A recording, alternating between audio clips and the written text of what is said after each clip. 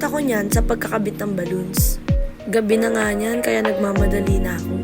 Naglinis kasi ako ng bahay nung umaga. Di lang halata pero naglinis talaga ako. Ilang oras na lang kasi at mag-New Year na. Nagmamadali na pero kailangan maganda pa rin yung design.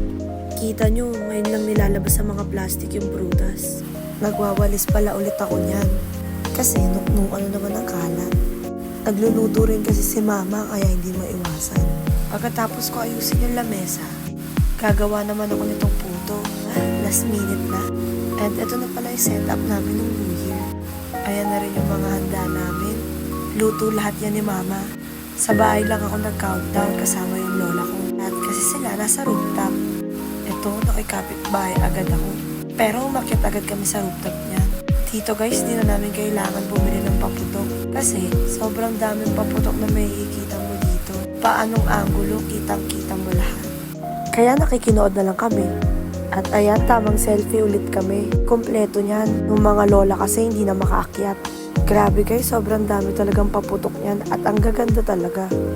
At syempre, eto na kami. Agawan ng barya. Taon-taon talaga namin to ginagawa.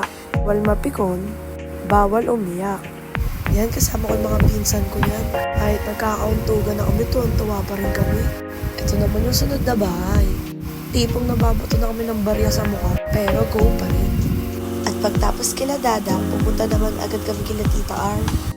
Dito guys, malaki yung mga paagaw dito. Tig-20 at saka tig-5. Kaya ayang for the pulot-pulot talaga kami. Next naman dito kila Tita Jenny. Ewan ko ba yung pinapaagaw na coins dito may kasamang bulak? Pero dito naman buo-buong pera yung pinapaagaw. At sunod niyan, dito naman kila Ate Ron. Maganda sugat-sugat na talaga yung tuhod namin yan. Pero dead ma lang. Basta kailangan namin makipag-agawan sa barya.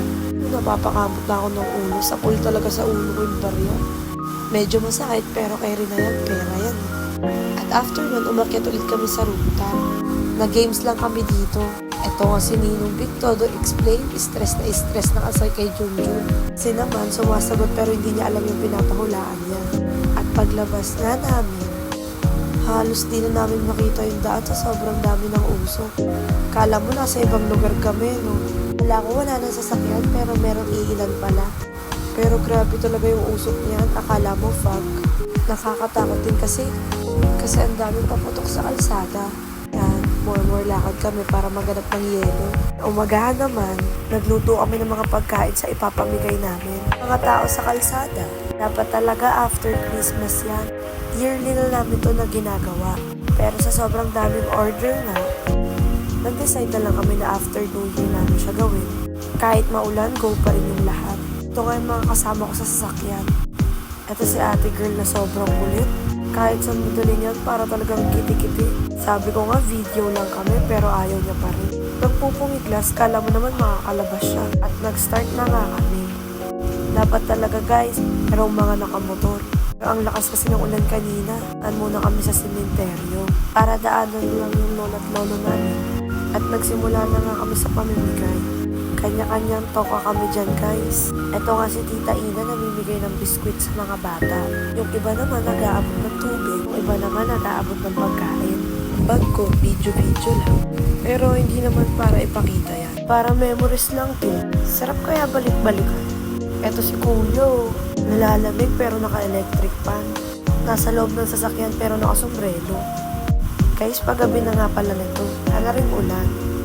Diba, namimigay na lang kami, nakakapasyal pa kami. Ito kasi talaga guys, wala kaming destinasyon. Kung saan lang mapunta, gano'n. Ito guys, binagalan yung pagtakbo ng sasakyan. Kasi dumaan kami dito sa Quiapo.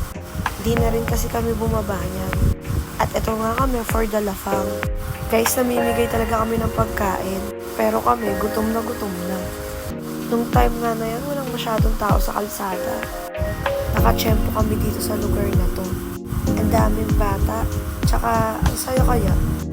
Ayan guys, so sobrang daming tao. At after namin mamigay, ito na yung bata. Magkain lang siya ng stick-o. Weird pa talaga to pero in-upload ko na. Yan din kasi yung memories. Ayun lang, thank you!